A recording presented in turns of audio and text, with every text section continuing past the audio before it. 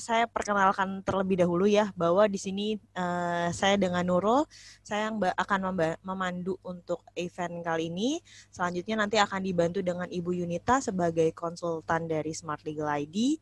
Nah, di sini kita akan sistemnya talk show, tapi mungkin kalau misalnya dari Bapak Ibu ingin ada pertanyaan, silahkan disampaikan saja di chat. Nanti karena saya akan bantu untuk mendeliver terkait pertanyaan-pertanyaan Bapak Ibu saat sesi penjelasan dari Ibu Yunita. Pertama saya akan briefing terlebih dahulu terkait OSS itu sendiri.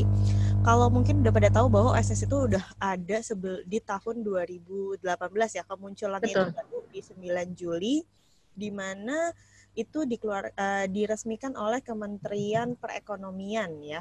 Itu di Kementerian Koordinator Bidang Perekonomian.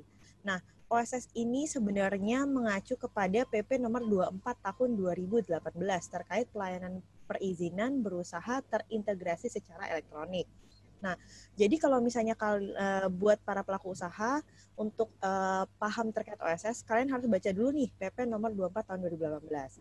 Nah, selanjutnya ini juga kita tuh waktu itu pernah jadi Smart Legal ID itu udah pernah ngeposting terkait video yang berhubungan dengan tata cara dari pengajuan OSS itu sendiri yang mana dibawakan oleh Bu Yunita nih. Nah, jadi udah ada sebelumnya, kalau memang ada waktu senggang silakan itu ditonton terlebih dahulu. Nanti setelah event ini mungkin kalau memang belum menonton ya, karena di situ ada dari awal mulai submit seperti apa. Walaupun nanti di sini kalian akan dapat juga gitu. Oke, selanjutnya untuk CV sendiri ini untuk non badan hukum ini sendiri sebenarnya udah ada keluar yang namanya aturan terbaru. Jadi kalau dulu CV itu aturannya saat kita mendirikan CV atau misalnya persekutuan perdata seperti itu kita hanya melakukan pendaftaran atau pendirian melalui akta dari notaris. Selanjutnya kita akan melakukan pengesahan ke pengadilan negeri setempat. Jadi itu disesuaikan dengan domisili dari si perusahaan itu sendiri. Tapi yang berubah adalah sekarang per tanggal 12 Juli 2018 itu muncul yang namanya aturan berdasarkan Menteri Hukum dan HAM nomor 17 tahun 2018. Jadi ini nggak jauh dari setelah peresmian dari OSS itu sendiri ya. Kalau OSS itu kan di bulan Juli, ternyata ini juga di bulan Juli. Jadi sebenarnya kalau OSS di 9 Juli, kalau yang berhubungan dengan aturan menteri yang nomor 17 terkait SHBH atau pendaftaran non badan hukum, itu meliputi pendaftaran akta pendirian perubahan anggaran dasar, pendaftaran pembubaran di SK Permen nomor 17 tahun 2018 ini dikeluarkan di 12 Juli. Jadi nggak jauh dari sosialisasi yang nggak jauh dari sosialisasi OSS itu sendiri gitu. Nah, dari permen ini kita ada sedikit perbedaan tadi ya, bahwa permen ini menjelaskan terkait pendaftaran akta pendirian, perubahan anggaran dasar, sama pembubaran untuk non badan hukum. Itu yang pertama. Jadi yang sebelumnya mungkin dilakukan pengesahannya itu di pengadilan negeri setempat sesuai dengan domisili perusahaan, sekarang sudah berubah harus ke Kementerian Hukum dan HAM, dan itu biasanya disebut namanya SHBH. Nah, selanjutnya ini jadi memang harus ada pendaftaran terlebih dahulu di sana. Jadi untuk CV, pendirian CV yang udah ada sebelumnya harus melakukan registrasi terlebih dahulu, begitu ya Bu Yunita ya. Jadi jadi yang udah lama-lama, CV yang lama-lama itu tetap harus melakukan pembaharuan. Waktu itu sempat dikasih rentan waktu ya, artinya untuk yang kadang tuh kan kita nama CV itu kan bisa sama ya, artinya saat saya mendaftarkan di Jakarta Selatan dan teman saya mendaftarkan di Jakarta Utara dengan nama CV yang sama, itu tidak menjadi isu dulu. Iya, dulu itu terdaftarnya memang sesuai dengan lokasi di pengadilan itu sendiri. Tapi kalau sekarang karena sistemnya sudah terpusat nih di Kementerian Hukum dan HAM, ini semuanya tuh jadi satu kan, sehingga ini harus ada yang namanya pengecekan terlebih dahulu. Jadi nggak bisa tuh kalau misalnya saya menggunakan nama A, terus teman saya menggunakan nama A juga, walaupun domisilinya berbeda. Nah, kalau dulu itu masih bisa. Kalau sekarang itu udah tidak bisa untuk CV. Jadi untuk akta CV yang sudah terbit dari dahulu itu perlu melakukan penyesuaian. Nah, di penyesuaian ini sebenarnya waktu itu sempat dikasih spare waktu untuk CV yang sebelumnya sudah berdiri itu diizinkan menggunakan nama yang sama setahu saya ya. Tapi saya kurang tahu apakah itu masih atau tidak. Sepertinya sudah tidak karena sekarang udah tahun 2020 ya gitu.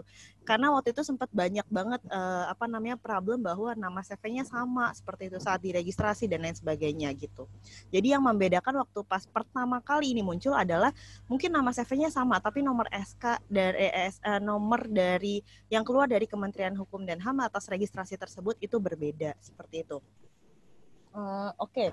Next, selanjutnya kita akan bahas juga terkait ini akan membantu kita, tadi penjelasan yang tadi sebenarnya membantu kita untuk yang OSS itu sendiri. Jadi saat OSS versi 1.1, semua CV itu harus sudah terdaftar di Kementerian Hukum dan HAM mengikuti aturan Permen nomor 17 tahun 2018 itu. Jadi kalau belum terdaftar atau belum masuk ke dalam Permen nomor 17 tahun 2018 itu kita nggak bisa melakukan pendaftaran NIB sama izin usaha. Oke. Selanjutnya nih Bu Yunita mungkin langsung aja kali ya. Kemarin kita udah bahas terkait perbedaan OSS versi 1.0 dengan 1.1. Mungkin bisa dijelaskan lagi Bu Yunita terkait perbedaannya itu sendiri. Selanjutnya apa nih yang membedakan OSS untuk yang kemarin sifatnya badan hukum ya. Itu ada PT Perseroan Terbatas yang sifatnya PMDN atau PMA. Dan ini non badan hukum gitu. Jadi mungkin itu bisa dibantu dulu dijelaskan Bu Yunita. Dua tadi, perbedaan OSS di versi 1.0 dengan 1.1 dan apa nih yang membedakan antara OSS yang versi badan hukum sama non badan hukum. Mungkin apa yang sangat terlihat sekali perbedaannya gitu atau yang ternyata ini masih sama gitu. Seperti itu Bu Yunita, silakan. Oke. Terima kasih banyak ya Bu Nurul atas penjelasannya, udah di briefingnya udah lumayan banyak, jadi saya kayak nggak terlalu ngejelasin panjang lebar masalah CV. Jadi kalau misalnya untuk tadi pertanyaannya perbedaan antara OSS versi sebelumnya dengan yang saat ini yang 1.0 dengan 1.1 sebenarnya kan kita udah pernah ngejelasin ya, cuma saya ngebrief sedikit aja ya masalah perbedaannya. Jadi kalau misalnya untuk 1.0 dengan 1.1 itu ada perbedaan di tampilan pertama gitu. Nanti mungkin saya juga bisa menunjukkan capture-nya ya ke para audiens di sini. Terus untuk penjelasan kualifikasi dari pelaku usaha juga ini sudah cukup mendetail sih. Jadi masing-masing pelaku usaha itu ada penjelasan tersendiri dan peraturan yang mendasarinya. Kayak misalnya sekarang tuh dibedain jadi pelaku usaha ada non perseorangan, ada perseorangan, sama ada lagi yang badan khususnya yang kayak KPPA dan lain-lain kayak gitu. Nah terus kalau misalnya perseorangan kan tuh ada banyak ya macamnya ya Bu Nurul ya. Ada PT, CV, firma, persekutuan dan lain-lain kayak gitu. Nah itu sudah ada tuh penjelasannya di 1.1. Kalau yang kemarin tuh cuma PT doang gitu. Kalau misalnya untuk CV bisa daftar tapi memang itu settingannya hanya untuk PT sih sebenarnya kalau misalnya 1.0. Nah ini disempurnakanlah di 1.1 ini. Nah terus ada lagi perbedaannya itu untuk pengajuan non perseorangan yang tadinya dari 5 step menjadi 8 step dan itu harus dilakukan per KBLI. Tidak bisa untuk kalau misalnya yang sebelumnya kan kita masukin aja tuh untuk misalnya punya KBLI, ada 5 KBLI, udah masukin semua, udah sekali submit, udah selesai, kayak gitu. Nah, kalau misalnya sekarang, itu harus terperinci, karena masing-masing KBLI harus punya nilai investasi sendiri-sendiri, seperti itu. Karena nanti pelaporannya juga, kan setiap KBLI beda ya. Misalnya yang satu izin usaha industri, pelaporannya pasti, atau pengawasannya pasti ke Kemenprin, kalau misalnya yang SIUP ke Kemendak, kayak gitu. Jadi memang dibedakan karena memang untuk kewenangan pengawasannya juga berbeda seperti itu. Nah, terus ada pengefektifannya dari PTSP. Jadi kalau misalnya dulu keluar langsung efektif, nah itu kita cuma koordinasinya sama BKPM aja gitu. BKPM paling sama Kemendak kayak gitu. Tapi setelah 1.1 ini terbit, nah ini untuk pengefektifan dari izin usaha sendiri itu ada kewenangannya di PTSP. Jadi kita harus follow up ke PTSP misalnya nanti izin usaha kita tidak berlaku efektif gitu. Ini untuk wilayah sesuai domisili masing-masing. Misalnya ada di wilayah kelurahan mana nanti kita ke sana. Gitu. Biasa mereka untuk DKI Jakarta ya, untuk DKI Jakarta misalnya ada di kelurahan Kecamatan Pasar Minggu, kelurahannya Kebagusan, atau kelurahannya kelurahan mana Cilandak kayak gitu. Nah itu berarti harus ke sana untuk ngecek nih apakah izin usaha kita udah bisa berlaku efektif atau belum, seperti itu. Terus selain itu ada penambahan untuk cabang sama kegiatan pendukung. Misalnya kita PT terus punya cabang di kota mana, nah itu kita bisa masukin tuh di situ biar nanti kita dapat NIB cabangnya kayak gitu. Selain itu ada untuk registrasi KPPA juga ditambah. Kalau misalnya yang kemarin tuh cuma KP3A sama BUJKA aja gitu. Tapi sekarang udah ada tambahan untuk KPPA-nya. Dan selain itu yang 1.1 juga bisa langsung akses LKPM sama WLK. Jadi setelah kita masukin NIB, nanti di bawahnya itu ada tombol untuk langsung submit WLKP di situ gitu. Jadi nanti langsung link ke websitenya untuk isi atau submit WLK perusahaan kita gitu. Dan terakhir itu ada penambahan fitur untuk merger sama permohonan RPTKA kayak gitu sih.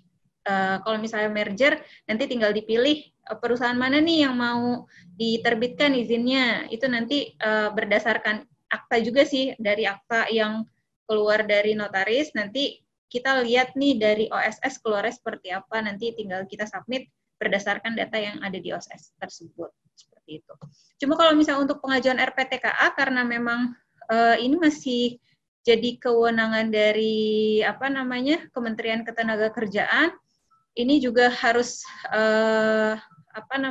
dikoordinasikan kembali ke kementeriannya gitu. Misalnya takutnya kalau misalnya hanya mengajukan di OSS saja, nanti izinnya tidak tidak bisa dipakai dari WNA-nya, seperti itu. Kayak gitu sih Bu untuk perbedaan dari 1.0 dan 1.1-nya. Oke Bu, ini selanjutnya nanti kita akan, tadi pertanyaan selanjutnya adalah terkait masalah bedanya OSS yang berbadan hukum sama non-badan hukum nih. Karena kan tadi kita mau bahas terkait yang non-badan hukumnya, karena kemarin kita udah bahas terkait yang badan hukum, seperti itu. Oh iya, iya. Kalau misalnya yang OSS antara badan hukum sama non-badan hukum atau disebutnya badan usaha ya, kayak CV, firma, persekutuan kayak gitu. Nah itu sebenarnya untuk prosesnya sih sama, cuma kalau misalnya untuk si badan usahanya sendiri ini kita harus punya yang tadi dibilang SABU ya. Jadi udah terdaftar di SABU, kita udah punya nomor SK-nya berapa. Nah itu nanti yang akan dimasukkan ketika kita registrasi, karena data kita tidak langsung muncul pada saat kita registrasi di OSS gitu. Beda dengan PT. Kalau misalnya PT, data dari AHU udah langsung muncul, tinggal kita klik, pilih, proses selesai gitu. Kalau misalnya yang untuk yang CV dan lain-lainnya dan kawan-kawannya ini, kita harus masukin nama CV kita apa, terus nanti masukin nomor nomor AHU-nya berapa, kayak gitu. Nanti tampilannya akan saya, atau mau dilihat sekarang Bu, atau nanti? Oke, boleh Bu Yunita. Ini sambil saya kasih gambaran dulu ya Bu Yunita ya. Tadi memang udah diinformasikan bahwa ternyata memang dari OSS itu untuk mensubmit untuk kita submit di OSS berbadan hukum ataupun non badan hukum itu sebenarnya dari segi persubmitan tidak ada begitu ya Bu ya, hanya saja dari segi yang waktu pas kita awal nginput data. Kalau di badan hukum kemarin sempat kita bahwa sifatnya hanya menginformasikan nama PT-nya, nanti langsung ambil legalitas, nanti akan ke tracking. Kalau untuk yang non badan hukum, dia sifatnya kita harus masukin SK-nya begitu ya Bu ya. Jadi untuk bisa kita tarik data legalitas untuk CV-nya, dan ada beberapa data yang mungkin bisa dimasukkan secara manual begitu ya Bu Yunita ya. Iya, betul. Tadi udah diinfo bahwa untuk sebelum kita masuk ke OSS itu sendiri, untuk submit NIB sama izin usaha untuk CV atau untuk persekutuan, itu perlu yang namanya pertama harus sudah memiliki SHBH dulu. Jadi kalau belum, hanya cuma akta atau sifatnya masih pendaftaran pengadilan, perlu dilakukan pendaftaran ke Kementerian Hukum dan HAM terkait yang SHBH itu, penerbitan tersebut. Selain itu yang kedua adalah KBLI 2017. Jadi pastikan akta nanti di CV-nya klasifikasi untuk maksud dan tujuannya harus sudah diperbaharui untuk KBLI 2017. Karena kalau misalnya tidak bisa, tidak diperbaharui, nanti tidak akan muncul di maksud dan tujuan untuk di layanan OSS itu sendiri. Begitu ya Bu Yunita ya? Betul sekali. Untuk kedepannya ini silakan Bu Yunita bisa dibantu untuk share materinya Bu Yunita, karena kita akan kita bahas terkait step by step untuk submit dari CV itu sendiri gitu. Waktu dan tempat saya persilakan Bu Yunita. Siap. Jadi ini untuk tampilannya ya, nanti ketika ini kan kita udah registrasi ya, udah masuk, ini tampilan awal, terus kita pilih ke CV. Nah, ini tampilannya kayak gini, nggak ada data sama sekali. Kalau misalnya kita cuma punya CV doang nih, gitu. Nah, terus kita klik nih, ambil data legalitas, nanti keluar tampilannya kayak gini, kayak gitu. Jadi kita harus cari nama CV kita apa, terus nanti scroll ke bawah, ada tampilannya seperti ini. Tampilan untuk masukin si data yang tadi saya bilang, nomor AHU-nya berapa nih? Nih, harus dimasukin, terus baru ambil data legalitas, baru keluar si legalitasnya itu. Seperti itu. Oke, Bu Yunita ini bisa dibantu dari step awal mungkin ya, karena bisa jadi yang ikut di sesi ini nggak ikut di sesi waktu PT. Jadi kita harus boleh. Oke. Nah, ini kan kita dari halaman awal nih, kita ke oss.go.id, klik daftar atau daftar atau login, terus nanti keluar kayak gini formnya. Nah, nanti kita klik daftar kalau misalnya kita belum punya akun sama sekali. Tapi kalau misalnya kita udah punya akun, nah itu kita cek lagi di email untuk username sama passwordnya, terus nanti masukkan captcha-nya ini, baru login gitu. Tapi kalau misalnya belum, nanti klik daftar, keluar tampilannya seperti ini. Kita masukin NIK-nya, nomor telepon, tanggal lahir, data-data, terus Wonogiri sama yang paling penting tuh di email ya. Untuk email jangan sampai ada typo. Kalau misalnya ada typo, pasti aksesnya nggak akan kekirim ke email kita. Jadi harus diperhatikan untuk penulisan emailnya harus benar sesuai dengan email aktif yang kita pegang. Kalau misalnya sudah captcha-nya diisi, ini di sini Wonogiri, terus sama syarat dan ketentuan kita checklist. Habis itu boleh dilanjutkan untuk klik daftar. Setelah itu, misalnya muncul tampilan seperti ini, nah itu kita harus harus ngecek lagi atau ingat-ingat lagi, ini NIK kita pernah dipakai nggak ya untuk daftar registrasi akun OSS? Mungkin di 1.0 kita pernah nyoba-nyoba doang. Nah itu bisa dicek lagi nih. Emailnya yang terdaftar nih biasa ditulis nih di bagian bawah, ini NIK kita, di sini emailnya.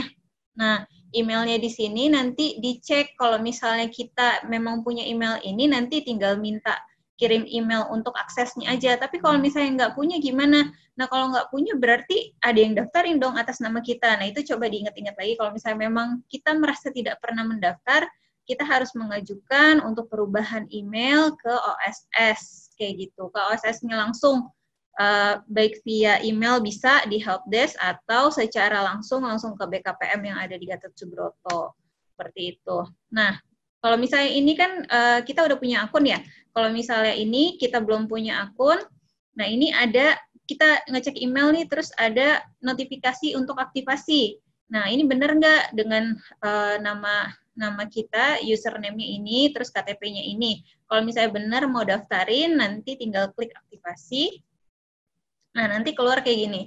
Kalau registrasinya berhasil, akan dikirimkan lagi email sama OSS, username, password, sama ini untuk nomor identitas yang terdaftar atas nama username sama passwordnya itu nomor identitas kita, pastikan lagi.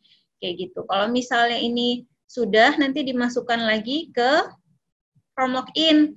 Dari form login-nya ini, kita masukkan, kayak tadi proses awal ya, username-nya apa, username-nya, password-nya sesuai dari email yang kita dapatkan, terus masukkan captcha, terus login. Dari login nanti keluar halaman home akun OSS-nya gitu. Kalau misalnya saya kecepatan, kasih tahu ya Bu ya, gitu. Oke, ya, jadi di sini bisa dilihat bahwa di sini ada NIB, komitmen, izin usaha, sama izin operasional. Nah, ini kalau misalnya kita belum pernah akses apapun di dalamnya, itu bisa langsung klik perizinan berusaha aja, nanti muncul langsung ke sini. Gitu. Dari sini, nah kita tinggal pilih nih pelaku usaha yang mau kita jalankan tuh sebagai apa gitu. PTK, CVK, firma, persekutuan, di bawah ada lagi koperasi, yayasan, perkumpulan, dan lain-lain, kayak gitu. Nah, nanti dipilih aja. Nah, ini kita pilih misalnya pendaftaran CV. Karena belum ada datanya yang tadi saya bilang untuk badan usaha, karena bukan badan hukum, jadi kita harus memasukkan legalitasnya secara manual. Beda dengan badan hukum yang langsung tersinkronisasi dengan data OSS, kayak gitu. Ini kita ambil data legalitas, keluar seperti ini, ketik nama perusahaan, ini NIK kita, terus sama masukin nomor AHU-nya di sini, terus baru klik ambil legalitas, keluar tampilannya. Ini untuk contoh beberapa legalitas ya. Kalau misalnya kita punya beberapa legalitas, tapi kalau misalnya tadi contohnya di sini kita belum punya legalitas sama sekali, paling cuma keluar nomor 1 aja gitu. Nomor 1 CV apa, terus jenis perusahaannya, CV, sumbernya AHU online, kayak gitu. Nah, ini sebenarnya di sini tuh jenis perusahaannya nanti ditulisnya di sini CV kok. Karena ini nggak bisa kerubah kan, kayak gini. Di sini badan usaha statusnya. Terus ini untuk jangka waktunya sama, tidak terbatas, sama PMDN juga gitu. Sebenarnya ini saya pakai screen cap dari PT karena memang prosesnya hampir sama. Kalau misalnya untuk CV sama PT itu hampir sama ke belakangnya. Jadi saya pakai capturean PT nggak apa-apa ya, Bu ya? Oke, nah nanti yang dibintangin merah dan masih kolomnya putih gini, bukan abu-abu, nah ini yang harus kita isi. Ada alamat perusahaan, RT RW, kecamatan kelurahan, email, sama ada NPWP. Nah untuk NPWP juga dipastikan bahwa NPWP yang terdaftar itu nomornya sudah sesuai yang kita masukkan, jangan sampai ada typo. Karena kalau misalnya ada typo di NPWP, itu pas proses akhir, nanti ada status KSWP-nya non-efektif. Nanti saya akan tunjukkan ya. Oke, ini kalau misalnya udah ada tampilan aktanya. Ini untuk data pengurusnya. Nah, kalau misalnya di sini kan, kalau di PT itu disebutnya pemegang saham ya. Kalau misalnya di yang CV nanti tulisannya di sini pemilik aset. Pemilik asetnya. Terus di sini data maksud dan tujuan yang terdaftar di aktanya. Nah, di sini untuk konfirmasi data lengkap sama data perusahaan sama data legalitasnya, data maksud dan tujuan sudah sesuai atau belum, kayak gitu. Nah, ini misalnya ada nih wajib pajak tidak sesuai nama NPWP. Nah, ini perlu diperhatikan. Misalnya kita tidak bisa ngeklik konfirmasi data yang data paling bawah, nanti klik konfirmasi kayak gitu.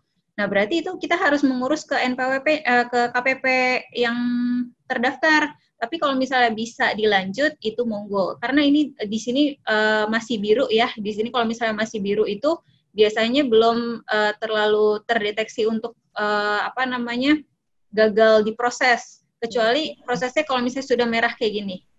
Kalau tandanya sudah merah seperti ini, itu status KSWP tidak valid, seperti ini. Nah, ini kita nggak bisa klik next gitu. Jadi kita nggak bakal bisa untuk proses NPWP sama izin usaha selanjutnya. Nah, ini harus dicek lagi nih untuk NPWP-nya sudah benar atau kita ada tunggakan pajak kah atau belum bayar SPT 2 tahun. Nah, itu sebaiknya konfirmasi. Kalau misalnya kita udah yakin banget nih NPWP-nya udah benar kok nih yang saya masukin, nggak ada typo sama sekali, angka-angkanya udah benar. Nah, itu kita konfirmasi sama KPP terdaftar, ini kenapa masih statusnya masih tidak valid ya atau non efektif kayak gitu. Nah, nanti dibantu dari mereka untuk melihat data dari NPWP PT-nya atau NPWP-nya kita itu statusnya kenapa nih masih tidak valid gitu. Kalau misalnya belum lapor SPT, nanti akan bisa langsung diproses di tempat itu juga untuk lapor SPT sehingga data perusahaan yang merah ini nanti bisa jadi hijau dan ada tanda checklistnya lengkap dan sesuai seperti itu. Nah, kalau misalnya sudah next, ini untuk mulai proses NIB ya, ini untuk konfirmasi data perusahaan di sini.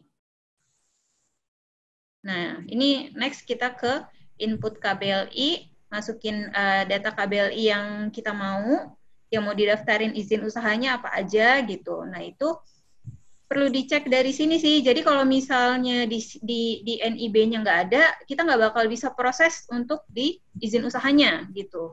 Jadi mesti dicek di sini ya. Oke, Bu Yunita, ini yang KBLI.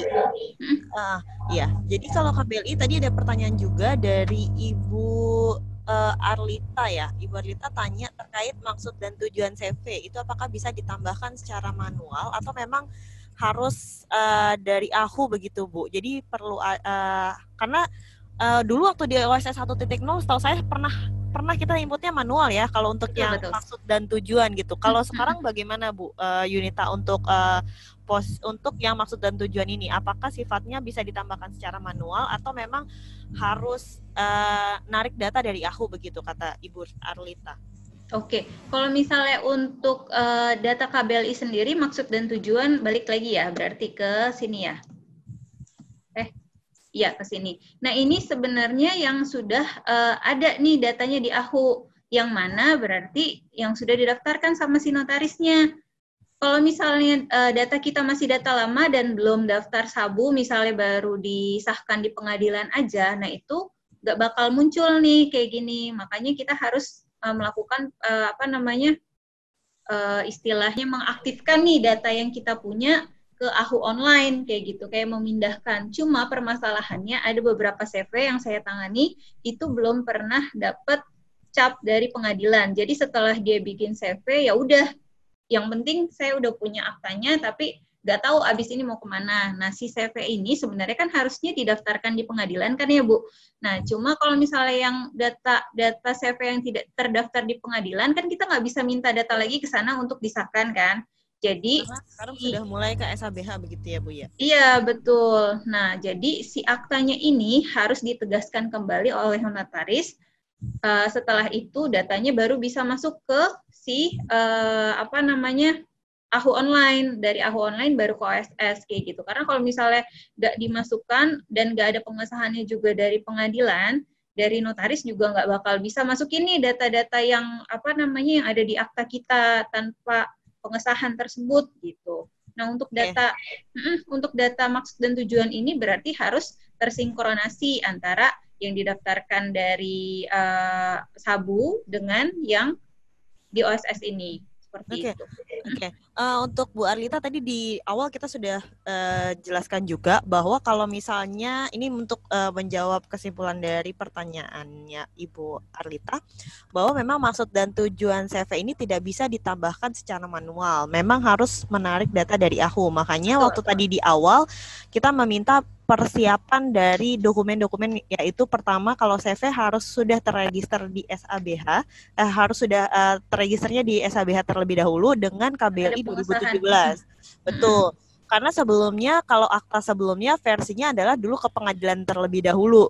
Jadi tidak ada SABH. Namun setelah Permen nomor 17 yang keluar di tahun 2018, kewajibannya adalah CV harus terdaftar di SHBH. Sehingga kalau yang baru sudah langsung terdaftar di SHBH. Karena sekarang pengadilan sudah tidak lagi memiliki otorisasi untuk pengesahan begitu. Betul jadi sekali.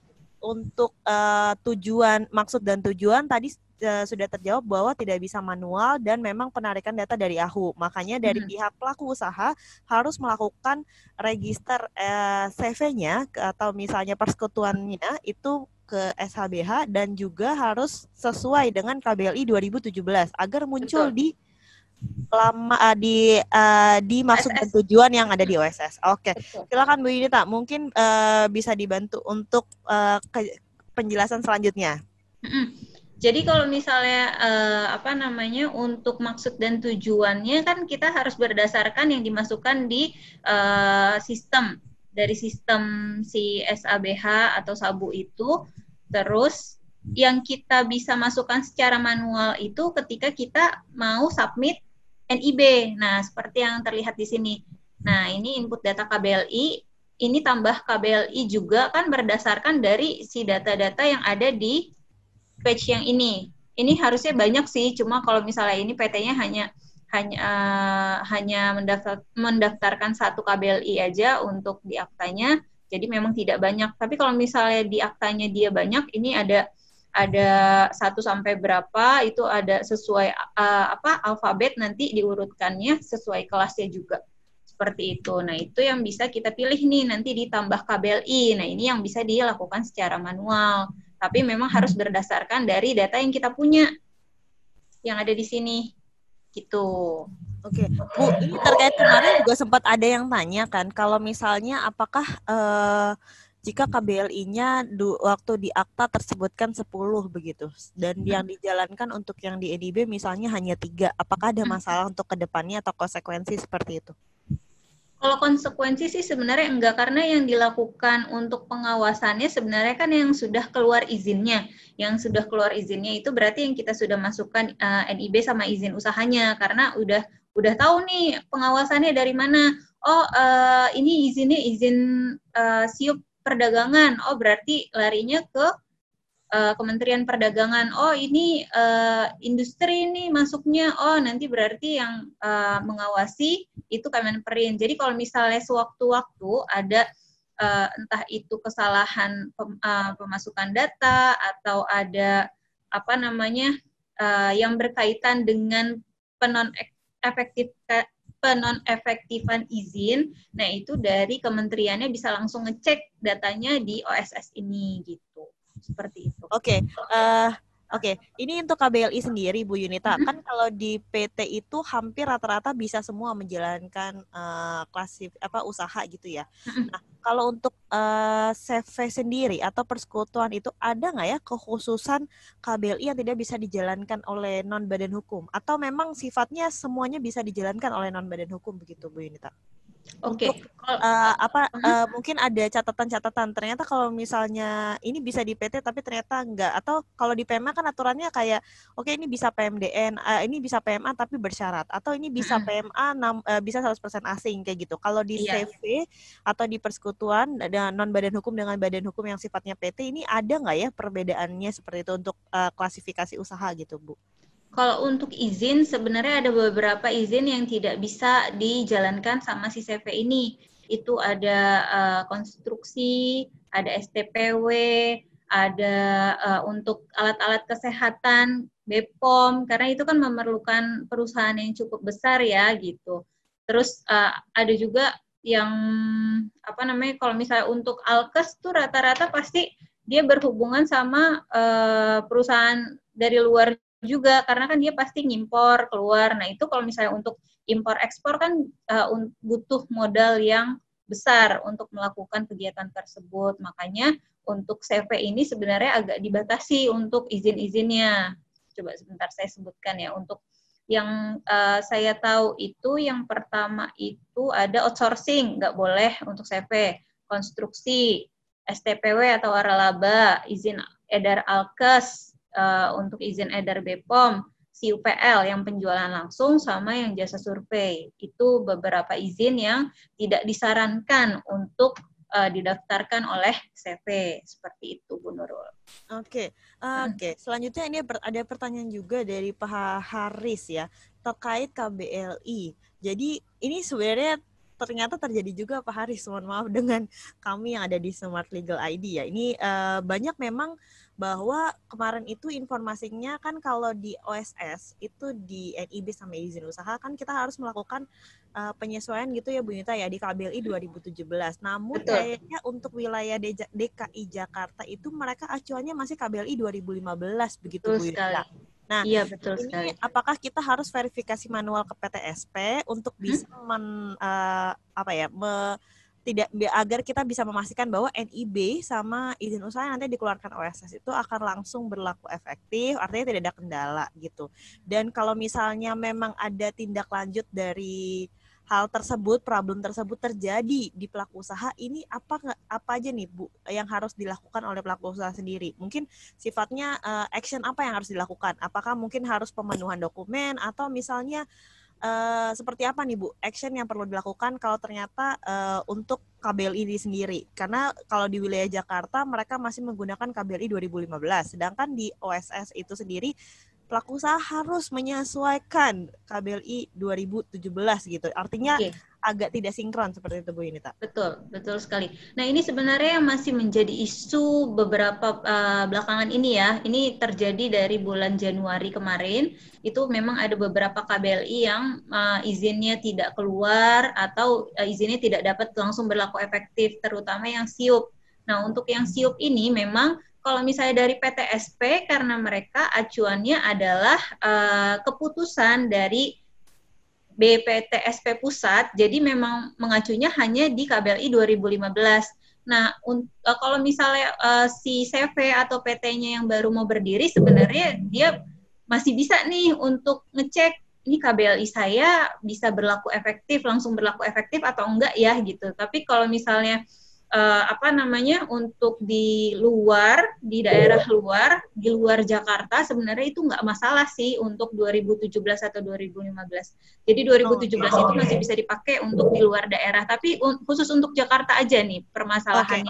Ini biasanya yang sering apa Bu Yunita? KBLI apa yang sering muncul di problem di artinya kita submit kode KBLI-nya di 2017 itu masuk ke SIUP, tapi di 2015 itu tidak terdeteksi di wilayah Jakarta begitu oleh PTSP mungkin. Karena kan harus approval dari mereka ya sebelumnya. Contoh yang paling umum yang paling banyak dipakai sama klien saya itu KBLI 70209. Itu untuk konsultasi. Untuk jasa konsultasi, aktivitas konsultasi manajemen itu pakai KBLI-nya itu. Kalau misalnya dari 2017 sebenarnya udah bagus kan karena sudah ada pengkhususan seperti itu. Nah, cuma kalau misalnya yang di 2015 nggak ada, makanya dari PTSP nggak bakal mau nih ngeluarin. Nah, kalau misalnya Bapak atau Ibu tetap mau pakai KBLI itu sebenarnya kita nggak tahu nih sampai kapan permasalahan ini bisa terselesaikan karena dari kedua instansi tersebut juga belum ada solusi. Solusi dari mereka yang mereka tawarkan adalah perubahan KBLI.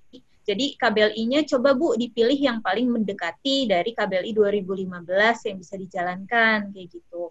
Misalnya untuk yang aktivitas konsultasi, nah itu bisa pakai kalau nggak salah 7409 ya, yang aktivitas konsultasi dan bisnis kalau nggak salah, nah itu bisa dipakai ke situ. Nah cuma agak effort nih untuk kalau misalnya ganti KBLI, izinnya udah terbit tapi belum berlaku efektif, berarti kita harus mengajukan pencabutan nih untuk izin yang tidak berlaku efektif tersebut, baru kita submit kembali untuk izin yang KBLI-nya ada. KBLI-nya bisa kita masukkan. Tapi dilihat lagi ya di aktanya ada atau enggak KBLI tersebut. Berarti mungkin bisa dibantu ini tips and tricksnya adalah jika kita menggunakan kode KBLI yang sifatnya mungkin kalau ini khusus wilayah DKI Jakarta ya Bu Yunita ya. Betul. Bahwa ternyata di KBLI 2017 terregisternya berbeda dengan data yang KBLI 2015, yaitu cari yang kira-kira mendekati sesuai dengan KBLI 2015.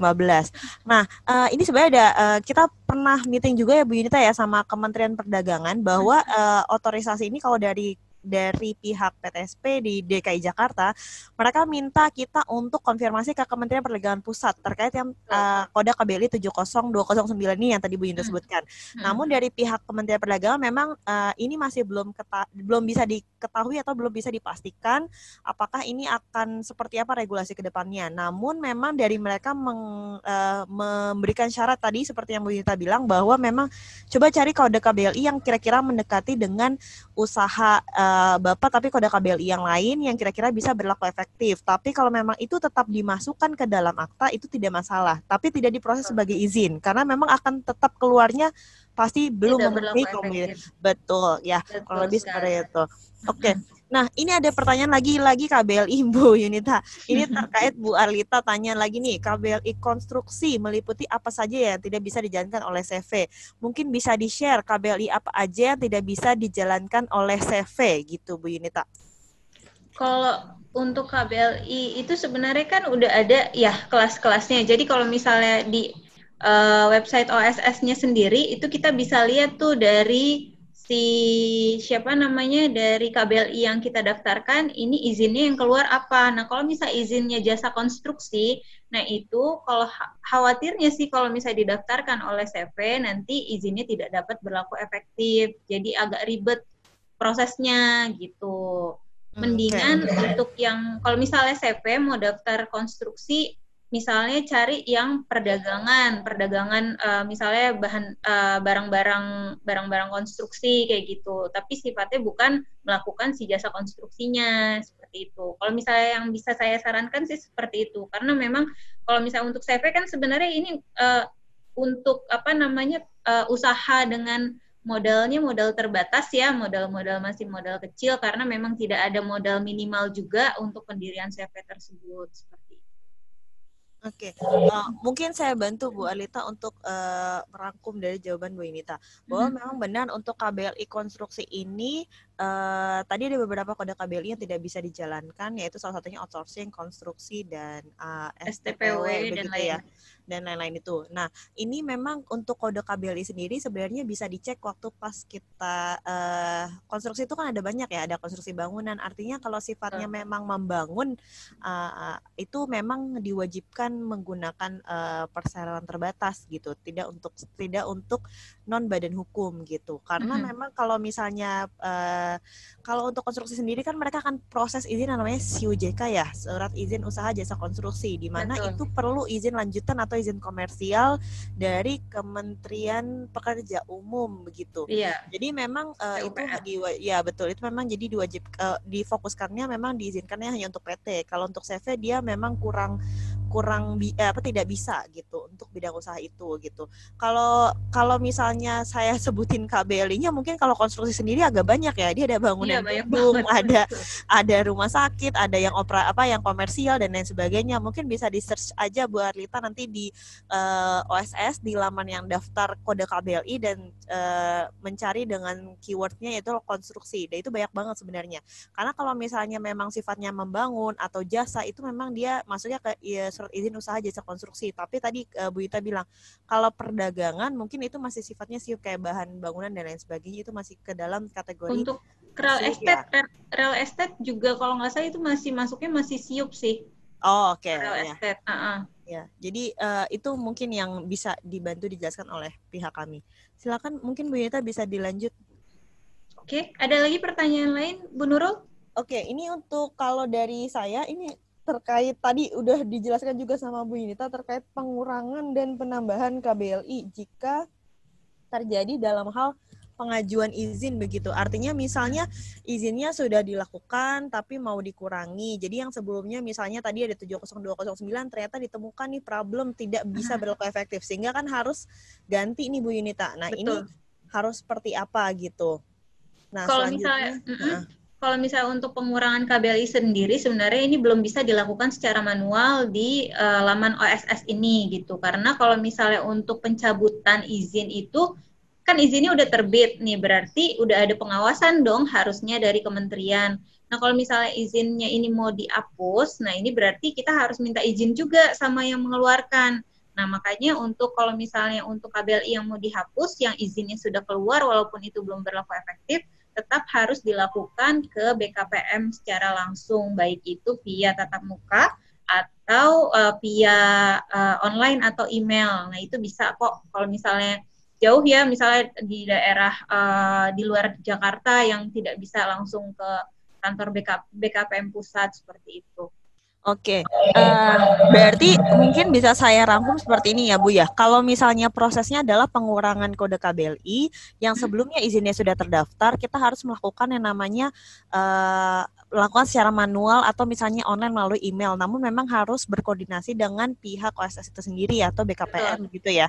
Nah, kalau misalnya, sedangkan kalau untuk penambahan kode KBLI itu sendiri, berarti tadi ini untuk penambahan kode KBLI mungkin bisa langsung saya bahas ya Bu Yunita ya, bahwa ini memang harus melakukan penyesuaian terlebih dahulu, melakukan perubahan anggaran dasar dengan mencantumkan penambahannya. Selanjutnya ini untuk proses NIB sama izin usahanya sudah bisa dilakukan begitu akta perubahan untuk penyesuaian kode KBLI yang ditambahkan sudah muncul di laman di OSS ini ya. Artinya sudah ada pembaharuan data begitu ya Bu Yunita ya? Betul. Nah, tapi kalau misalnya si KBLI-nya sudah ada di akta, sebenarnya bisa dilakukan proses perubahan. Nah, seperti ini saya masih screen sharing kan ya? Nah, iya, masih. bisa Silakan dilihat Bu Yunita. Di laman. Nah, ini kalau misalnya udah masuk ke sini, bisa langsung ke perubahan. Nah, nanti ke perubahan NIB dulu. Kalau misalnya si KBLI-nya udah ada di akta yang akta pendirian atau akta perubahan terakhir lah untuk penyesuaian KBLI-nya, misalnya udah ada, nah ini bisa langsung ke perubahan. Nanti proses perubahan NIB-nya dulu, masukin data KBLI yang diinginkan di situ, terus baru proses ke izinnya, izin usahanya seperti itu. Jadi memang prosesnya nggak bisa langsung perubahan izin usaha, karena pasti datanya nggak akan muncul di izin usaha yang mau diproses. Jadi harus dari NIB dulu. Dari NIB udah masuk, NIB-nya udah ada si KBLI yang kita inginkan, itu baru kita bisa proses izin usaha. Seperti itu, Bu Nurul. Oke, ini ada pertanyaan lagi dari Pak Haris, Bu Yunita, terkait problem tadi ya. Jika kita harus menyesuaikan KBLI 2015, namun di akta pendirian sudah mengacu kepada 2017, apakah harus mengganti akta juga, Bu Yunita? Artinya tadi, karena di DKI Jakarta tadi ya Pak Haris ya, bahwa mereka itu mengacu kepada kode KBLI yang terbit di tahun 2015 gitu. Oke, kalau misalnya untuk akta sebenarnya jangan dirubah lagi ke 2015 karena memang yang dipakai untuk pusat sendiri kan pakai yang terbaru nih yang 2017. Cuma memang kita perlu lihat nih, perlu di list satu-satu KBLI mana yang ada di 2015. Misalnya yang tadi 70209 itu nggak ada di 2015, berarti kita cari lagi KBLI yang sesuai. Misalnya, ada nih, misalnya perdagangan apa, kodenya 47 berapa, nah itu bisa masuk. Atau yang tadi saya bilang aktivitas broker 74 berapa, itu ternyata ada nih di KBLI 2015 setelah kita cek, nah itu berarti bisa didaftarkan kayak gitu. Jadi nggak perlu dirubah lagi KBLI-nya ke 2015. Karena 2015 sendiri udah 5 digit sebenarnya, udah 5 digit, cuma memang belum spesifikasinya belum selengkap 2017. Selengkap 2017, betul sekali. Oke. Kurang lebih begitu ya Pak Haris ya. Silakan untuk selanjutnya Bu Yunita, karena waktu kita udah mulai sempit, tapi ada beberapa pembahasan yang belum kita bahas nih Bu Yunita. Oke, tadi sampai di KBLI ya? Iya, karena memang banyak banget problemnya adalah di KBLI ya. Jadi memang betul sekali, itu terjadi wilayah DKI Jakarta. Karena kekhawatirannya saat kita memasukkan kode KBLI ternyata izinnya tidak keluar sehingga prosesnya mungkin dari awal. Jadi memang itu yang jadi concern para pelaku usaha gitu ya. Betul. Memang kita harus tahu nih apa dari sebelum kita bikin akta, dari kita merencanakan untuk membuat badan usaha atau badan hukum, kita harus tahu nih apa yang mau kita jalankan ke depannya. Jangan sampai yang ada di akta pun sebenarnya itu tidak menggambarkan apa yang kita jalankan untuk ke depannya. Misalnya konsultasinya tapi tidak khusus, kan ada konsultasi manajemen, ada konsultasi komputer kayak gitu kan. Kalau di 2017 udah terspesifikasikan ya Bu ya gitu. Kalau misalnya kita cuma tahu saya mau jasa konsultasi aja nih, bilang ke notarisnya juga perlu tahu kan KBLI yang mau dijalankan tuh ke depannya apa. Nah, kita harus tahu tuh, sering-sering baca dari KBLI 2017 juga bisa jadi panduan kalau misalnya kita baru mau bikin PT seperti itu. Nah, ini saya lanjut aja Bu Yunita, sorry saya sambil potong sebentar. Ini kan ada beberapa stepnya cukup banyak ya ke depannya. Nanti ini untuk materinya akan kami share juga ke Bapak Ibu semuanya. Namun mungkin bisa dibantu dijelaskan poin-poin yang sangat penting aja Bu Yunita ya. Artinya yang sifatnya mungkin ini juga ada beberapa ada pertanyaan juga sebenarnya terkait masalah lokasi ya. Ini dari Bu Uswatun Hasanah terkait alamat kantor pemilik atau sewa, apakah diwajibkan IMB bangunannya dan lain sebagainya. Cuman kan ini belum ke sesi yang ini ya Bu ya. Betul. Jadi mohon dibantu aja dari sekarang mungkin poin-poin apa aja yang perlu diperhatikan yang memang itu jadi harus dijelaskan oleh Bu Yunita gitu. Artinya kalau misalnya tidak ada poin ini bisa di-skip mungkin, ya itu mungkin bisa dibantu Bu Yunita. Jadi Ya. jelaskan yang poin-poin penting saja gitu. Nah, kalau misalnya untuk alamat domisili, sebenarnya kan kalau misalnya kita sewa juga nggak masalah ya Bu ya. Nah ini kita bisa masukin alamatnya kita di sini. Kalau misalnya yang terdaftar dari notaris sendiri kan sebenarnya itu berdasarkan kota ya, kota atau provinsi. Nah itu yang tidak bisa dirubah nih, yang DKI Jakarta, Kota Jakarta Selatan. Nah itu yang nggak bisa dirubah. Kalau misalnya mau melakukan perubahan domisili, berarti harus melakukan perubahan dari aktanya juga. Nah, ini yang alamat ini yang kita bisa isi secara manual. Nah, kita nyewanya di mana nih tempatnya? Nah, itu diisi aja di sini sesuai dengan alamat domisili dari perusahaannya, kayak gitu. Ini udah masuk ke, nah, ini udah mau proses NIB-nya ya. Ini alamatnya udah ada di sini, alamat lengkapnya. KBLI-nya juga udah kita tambah, terus langsung ke bagian kalau misalnya kita melakukan perdagangan itu pasti akan ditanyakan apakah kita melakukan aktivitas kepabeanan atau impor ekspor. Nah ini kalau misalnya melakukan ya dicek ya, nanti ada pilihannya di bawah, tapi kalau misalnya enggak ya dilanjutkan aja. Sama untuk BPJS sama WLK kalau misalnya sudah punya nanti bisa di klik ya di sini juga, nanti ditambahkan nomornya, tapi kalau misalnya belum punya dilanjutkan aja ke proses selanjutnya. Nah ini untuk validasi data. Nanti di atas ini sebenarnya untuk verifikasi benar nggak yang kita mau daftarin ini nih KBLI-nya kayak gitu. Nah kalau misalnya udah benar, kita bisa ngelihat preview draft-nya sebelum kita disclaimer sama menyetujui dari data yang kita isikan.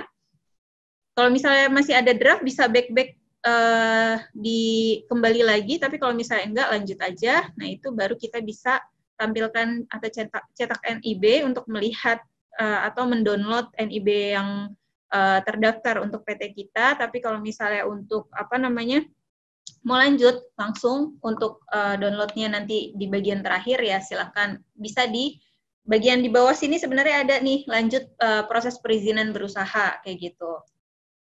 Nah kalau misalnya lanjut proses perizinan berusaha nanti kita dipilih untuk diarahkan untuk memilih NIB yang mau kita daftarkan. Di sini kita pilih NIB-nya.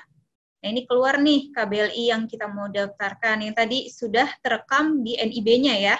Nah makanya tadi NIB-nya cuma satu KBLI, nah ini makanya keluarnya juga cuma satu di sini. Nah nanti tambah kegiatan usaha, kalau misalnya bisa, kalau misalnya lebih dari NIB yang ini yang mau dijalankan, tapi kalau misalnya cuma ini doang, ya udah tinggal proses kegiatan usaha. Nanti keluar data proyek. Nah ini data utama. Di sini jenis kegiatannya ini dibedakan antara utama, cabang atau pendukung. Misalnya ada cabang, berarti di sini harus dikasih tahu cabang. Kalau misalnya nggak ada, ya utama aja. Pasti kan cuma satu, ya udah utama aja. Kalau NPWP-nya, misalnya tadi keisi cabang, terus NPWP-nya berbeda dengan pusat, di sini diklik ya. Kalau misalnya enggak, bisa lanjut. Terus di sini ada untuk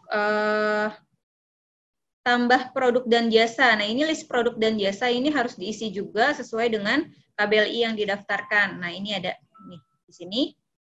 Nah, ini untuk kapasitasnya. Kapasitas ini adalah jumlah yang mau kita hasilkan per tahunnya. Yang bisa kita hasilkan per tahunnya. Ini bisa dalam rupiah, pieces kah, atau bisa dalam bentuk lain. Nah, ini bisa dipilih di sini. Ini kapasitas per tahunnya berapa. Jenis produknya bisa ditulis. Kira-kira kita jenis produknya apa. Misalnya portal web atau misalnya perdagangan apa. Bisa ditulis di sini produknya. Terus simpan produk. Yang penting itu yang ada tanda bintang yang diisikan ya. Gitu.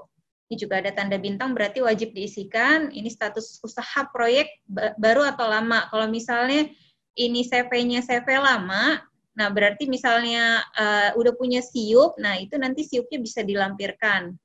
Nah, tapi kalau misalnya proses baru, ya dipilih di sini baru, nanti lanjut aja ke bawahnya. Ini untuk luas tanah sesuai dengan domisilinya. Walaupun misalnya tadi dibilang sewa, nah kita juga harus tahu nih kita sewanya berapa nih untuk luasan dari domisili kita gitu. Itu di dalam hitungannya hektar atau meter persegi. Nah, itu nanti dipilih juga. Terus di sini tenaga kerja yang kita gunakan berapa, pilih status bangunannya yang tadi sewa atau pemilikan sendiri. Iya, Bu, berarti tadi pertanyaannya Bu Uswatun bisa terjawab ya tadi Bu Uswatun ya, bahwa apakah ditanyakan alamat kantor pemilik atau sewa, apakah diwajibkan IMB bangunannya. Benar, kalau untuk OSS sendiri tadi sudah dibahas yang sebelumnya ya Bu Inta ya, slide-nya sebelumnya, bahwa itu ada keterangan apakah dia milik sendiri atau dia sifatnya sewa. Karena mungkin nanti di data lokasi akan berbeda ya, antara sewa dengan milik begitu ya Bu. Oke. Mungkin bisa dilanjut ya. Mungkin bisa ya silakan Bu. Kalau misalnya yang tadi pertanyaan dari Ibu Uswatun, misalnya apakah harus dicantumkan IMB si penyewanya? Saya jawab kalau misalnya sewa ya nggak perlu karena nanti keluarnya seperti ini Bu. Nah gitu.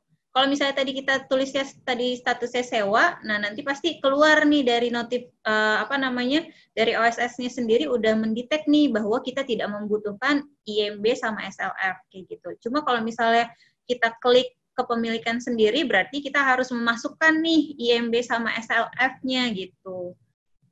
Seperti itu kalau pemilik sendiri, kepemilikan sendiri. Nah, ini seperti ini nih. Ini kita harus isi nomor IMB-nya berapa, si penerbitnya izinnya siapa, terus tanggal terbitnya berapa, filenya pun harus dilampirkan di sini. Begitu juga untuk SLF-nya. Gitu. Tadi sampai di mana ya? Sampai di sini.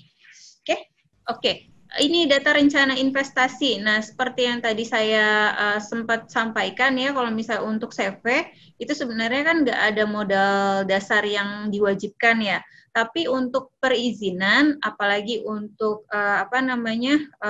non perseorangan, sebenarnya itu ada pembatasan sih untuk jadi dia masuknya itu ke usahanya mikro atau kecil, menengah dan besar itu bisa dilihat dari modal yang dimasukkan nanti di sini gitu. Totalnya itu kalau misalnya untuk si non perseorangan sebenarnya tidak boleh kurang dari 51 juta rupiah.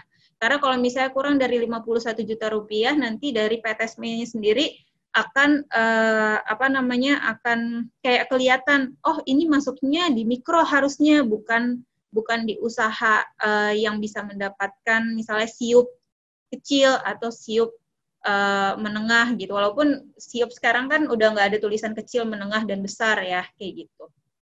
Cuma memang persyaratannya memang minimal 51 kalau misalnya mau diproses untuk izin usahanya. Seperti itu ya. Jadi di luar untuk pematangan tanah ini sama gedung. Jadi bisa diisi di selain itu yang jumlahnya 51. Seperti itu. Nah, ini di bawahnya ini sebenarnya ada modal kerja ya Bu ya, di sini modal kerja selama 3 bulan. Nah, itu jumlahnya pokoknya data rencana investasi yang ini modal dasarnya sama modal kerjanya itu gabungannya harus 51 juta. Gitu. Terus kalau misalnya di next itu nanti tampilannya akan seperti ini, ada nama penanggung jawab proyek, ini diisi untuk direktur utama atau kalau misalnya di CV itu sebutannya jadi sekutu aktif ya Bu ya. Gitu. Nah, itu penanggung jawab, sebagai penanggung jawab di CV-nya itu siapa gitu. Nah, ini si NIK yang digunakan juga dimasukkan di sini. Baiknya dia yang proses ya, untuk proses OSS-nya itu sesuai dengan penanggung jawabnya. Jadi pakai NIK penanggung jawab, nama penanggung jawabnya juga sama seperti itu. Ini untuk detail pengisian lokasi proyek, ini status lahan ditanyakan lagi, sewa atau punya sendiri. Kalau misalnya kalau misalnya status lahan, iya benar. Kalau status lahan ini sewa atau punya sendiri, misalnya status lahannya itu sewa, itu nanti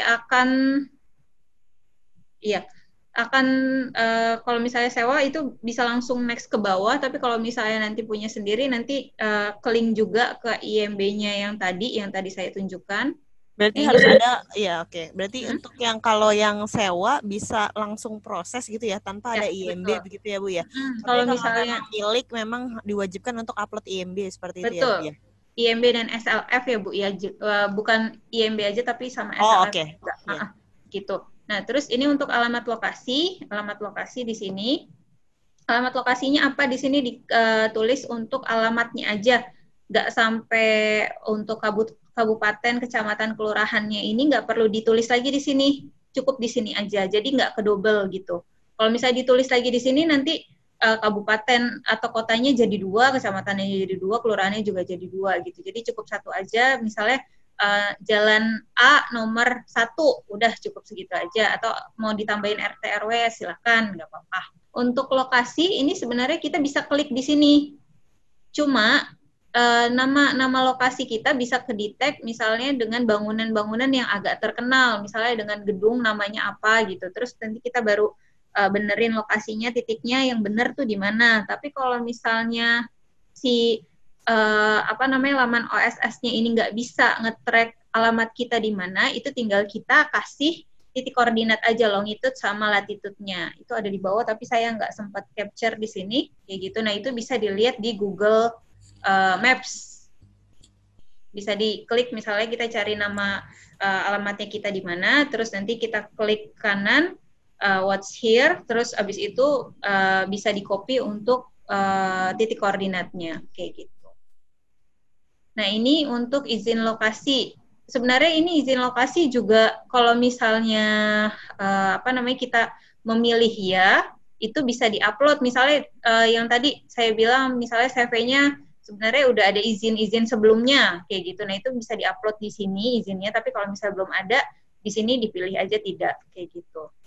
Di sini, ini untuk perizinan lingkungan, ini sebenarnya untuk kalau misalnya tidak membutuhkan izin lingkungan ini, ya udah nggak usah di checklist gitu. Karena kalau misalnya kita checklist ini pun nanti ada komitmen tambahannya kayak gitu. Misalnya kita kita checklist tapi nggak punya AMDAL, ya berarti kita harus ngupload si AMDAL-nya ini, harus lapor si AMDAL-nya itu, harus ngisi-ngisi dokumen tambahan lagi gitu. Terus ini untuk status kepemilikan sendiri yang tadi saya bilang, keluarnya nanti akan seperti ini. Nah, ini kalau misalnya yang statusnya sewa, yang IMB sama SLF-nya tidak dibutuhkan.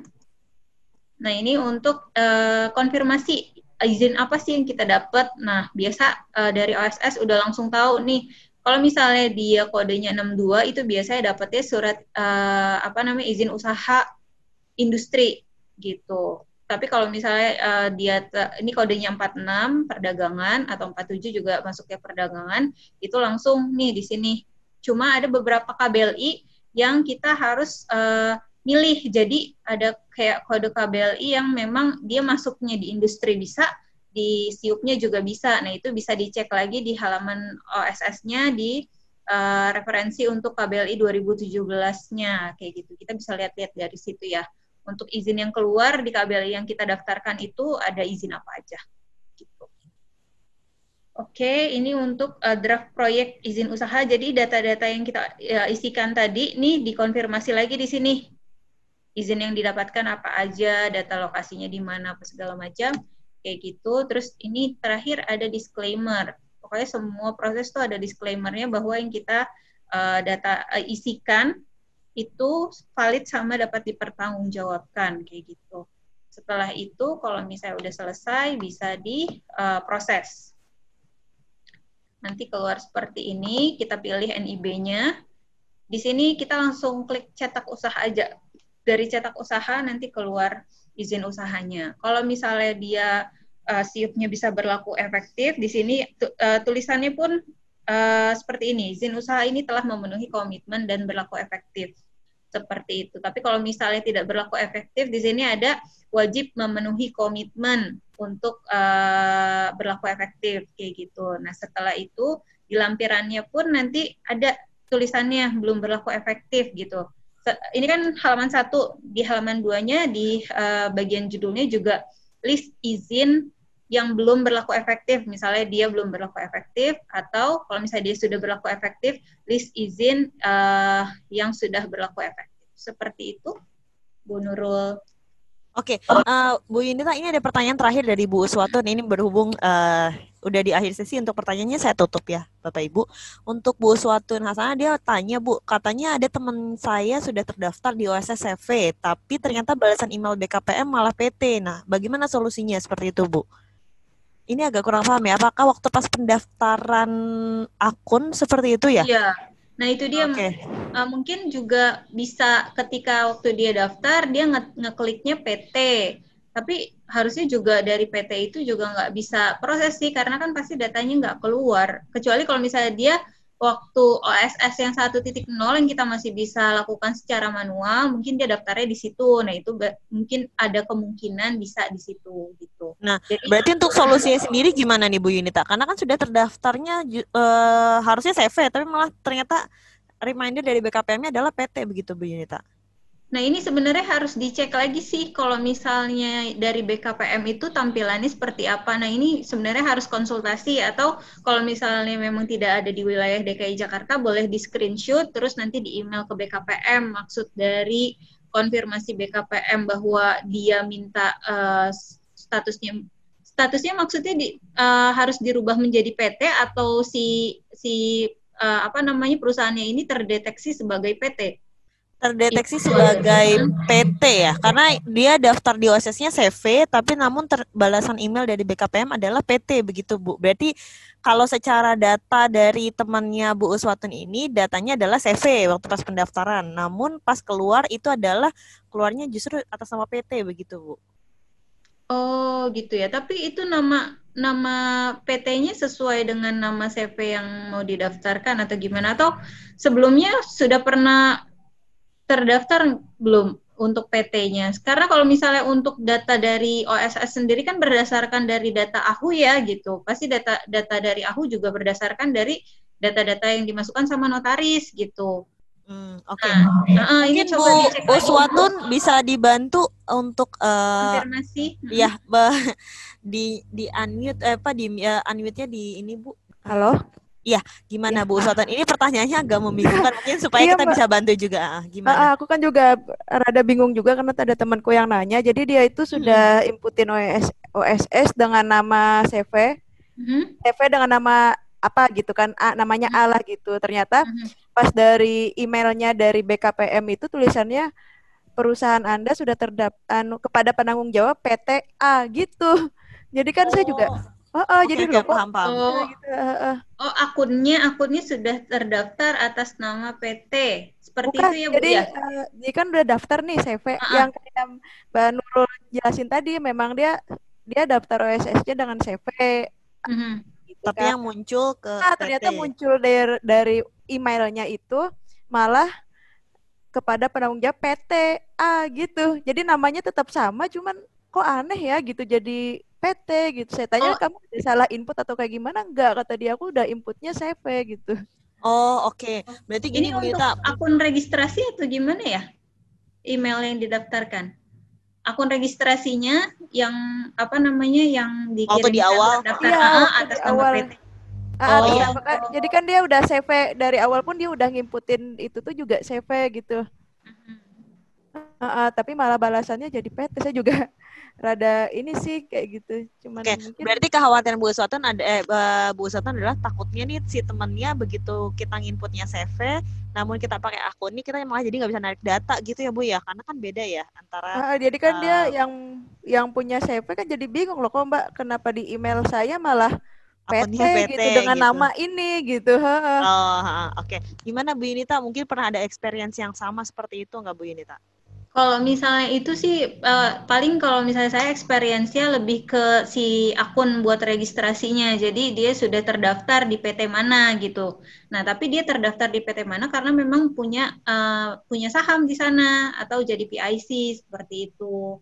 Nah, cuma kalau misalnya untuk case-nya Ibu Uswatun ini saya juga kurang paham apakah si NIK-nya ini pernah dipakai, pernah dipinjamkan ke pihak lain atau enggak. Takutnya pernah dipinjamkan ke pihak lain untuk didaftarkan sebagai pemegang saham PT, karena kan kalau misalnya untuk CV PT itu kan minimal 2 orang ya untuk pemegang sahamnya kayak gitu.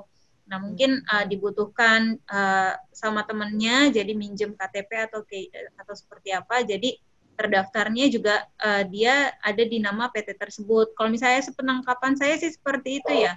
Kecuali beda. Gini Bu Uswatun, mungkin saya bisa bantu jawab juga. Ini tadi dengan penjelasan Bu Yunita yang tadi sebenarnya udah dijelasin sama Bu Yunita. Mungkin waktu pas di awal, waktu pas pendaftaran, sifatnya memang di situ tertuliskannya waktu itu CV, namun memang dari OSS kadang keluar PT. Itu kalau dari saya pernah juga sih mengalami seperti itu. Yang perlu dilakukan adalah pengecekan terlebih dahulu dari akun yang didaftarkan ya Bu ya. Karena kekhawatirannya mungkin sistemnya OSS-nya memang lagi sedang bermasalah gitu. Jadi memastikan apakah kita bisa mensubmit data dengan akun tersebut, kita bisa submit CV-nya atau tidak gitu. Tapi so far karena sebenarnya dari BKPM atau dari OSS itu sendiri, mereka akan tanya sebenarnya tidak ada yang terlalu berbeda begitu ya untuk yang OSS itu sendiri, karena bentuk sifatnya tadi saat kita tracking atau ambil legalitas itu yang menentukan. Artinya kita mau daftar sebagai CV atau dia mau kita NIB atau izin saya mau terdaftar sebagai CV atau terdaftar sebagai PT begitu Bu Uswatun. Jadi mungkin kalau nanti dapat aktivasi terkait ada penulisan penanggung jawab PT, mungkin itu coba dilakukan join dulu aja ke OSS-nya, nanti apakah kita bisa mendaftarkan CV-nya atau tidak gitu. Saat kita tarik datanya sesuai atau tidak nih. Kalau memang ternyata datanya nggak sesuai, mungkin itu baru kita konfirmasi. Tapi sejauh datanya begitu kita tarik ambil legalitas itu sesuai, akan lebih mungkin itu sifatnya hanya kendala teknis aja sih waktu waktu saat verifikasi begitu Bu Uswatun ya. Oh iya. Tapi so far kita pernah kayak gitu sih sebenarnya gitu. Iya, sama terkait untuk ketika kita masukkan NIK itu sebenarnya juga jangan sampai ada typo, karena saya juga pernah tuh ada kejadian NIK-nya tuh mungkin beda beberapa nomor, beda satu nomor sebenarnya, tapi udah terdeteksi dengan nama lain kayak gitu. Nah itu perlu diverifikasi juga ketika kita mau mendaftarkan akun OSS-nya kayak gitu. NIK sama email sih itu yang paling penting. Oke, sama ini juga Bu Uswatun, saya juga pernah tuh ada satu kendala.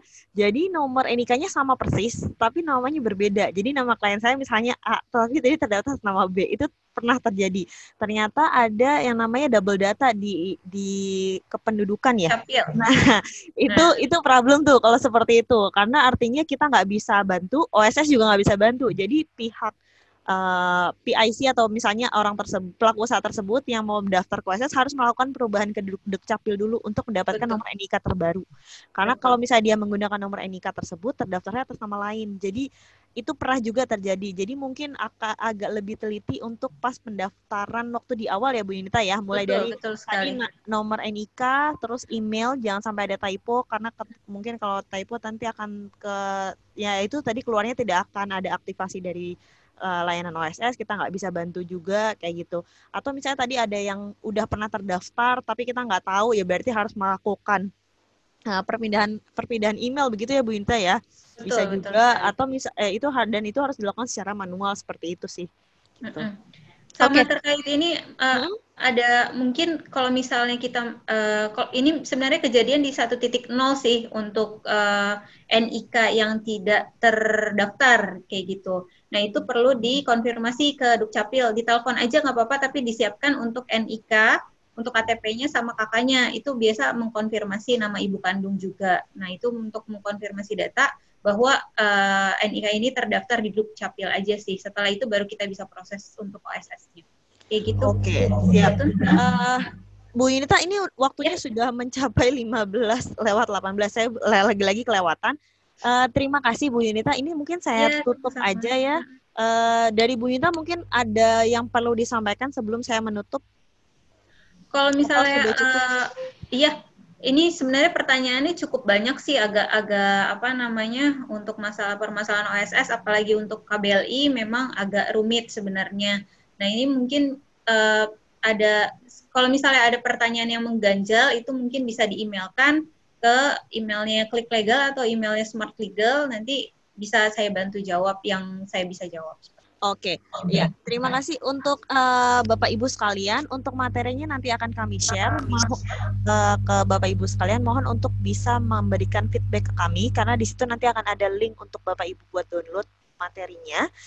Selanjutnya tadi benar apa yang Ibu Yunita bilang, kalau memang tidak terjawab di sesi kali ini, bisa join ke Telegram kita di sharing itu, jadi kita bisa masuk ke situ, atau kita juga ada Smart Legal Clinic, mungkin buat Bapak Ibu yang ingin mau konsultasi, kita ada free juga nih.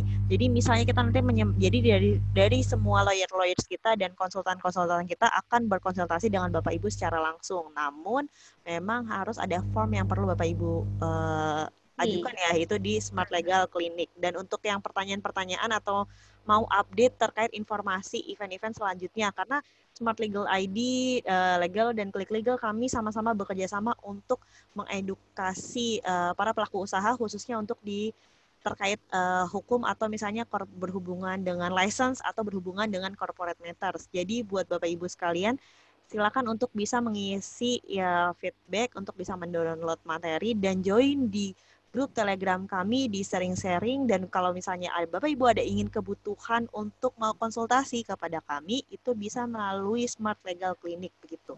Oke, terima kasih Bu Yunita untuk hari ini. Ya, terima kasih. Oke, terima kasih Bapak Ibu sekalian untuk join. Kita akan ada lagi sesi OSS terakhir itu di minggu depan di hari Kamis. Jadi buat Bapak Ibu yang mungkin mau ngajak teman-temannya yang mungkin masih UMKM, karena pelaku usahanya biasanya kalau yang perorangan ini masih kecil sekali ya, masih UMKM banget nih. Biasanya jualan lah atau apa, sekarang online shop dan lain sebagainya gitu. Bahkan di beberapa e-commerce itu mereka butuh yang namanya NIB perorangan kayak gitu. Nah, itu dibutuhkan untuk para pelaku usaha yang sifatnya perorangan. Nah, itu buat kalian lebih tahu lebih dalam, kalian bisa ikut di sesi kita di terakhir di minggu depan di hari Kamis juga dan di jam yang sama.